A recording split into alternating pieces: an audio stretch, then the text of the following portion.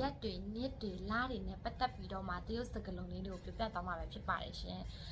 ဒီနေ့ကဘယ်နှခုနှစ်လဲလို့မေးချင်တယ်ဆိုရင်今年是几年今年是几年ဒီနှစ်က2025ခုနှစ်လို့ပြောချင်တယ်ဆိုရင်今年是2025年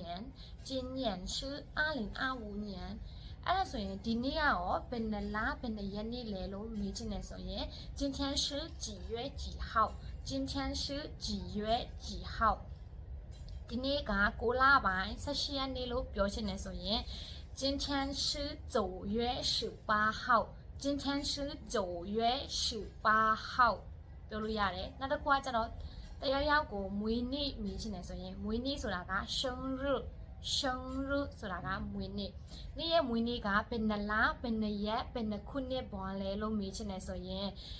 你的生日是几月几号几年你的生日是几月几号几年လို့မေးလို့ရတယ်ပြန်ဖြေမယ်ဆိုရင်我的生日是5月20号2005年我的生日是5月20号2005年ငါရဲ့မွေးနေ့ကကြတော့9လပိုင်း20ရက်နေ့2005ပေါ်မှာဖြစ်ပါတယ်လို့ပြောတာပါနောက်တစ်ခုကကြတော့အရင်လကနင်ဘာလုပ်တာလဲအရင်လနင်ဘာလုပ်တာလဲလို့မေးချင်တယ်ဆိုရင်上个月你做什么上个月你做什么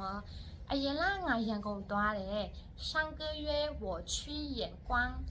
上个月我去眼ဆိုရင်နောက်လနေပဲသွားမှာလဲ下个月你去哪里下个月你去哪里နောက်လကြရင်တော့ငါမန္တလေးကိုသွားမယ်下个月我要去曼德勒下个月我要去曼德勒လို့ပြောလို့ရပါတယ်ဟုတ်ကဲ့ဒီနေ့ဒီဗီဒီယိုလေးကကြာတော့ဒီလောက်ပါပဲပေါ့နော်နောက်ထပ်ရက်တွေနှစ်တွေခုနှစ်တွေနဲ့ပတ်သက်ပြီးတော့မှဗီဒီယိုလေးလာဖို့ရှိပါသေးတယ်ရှင်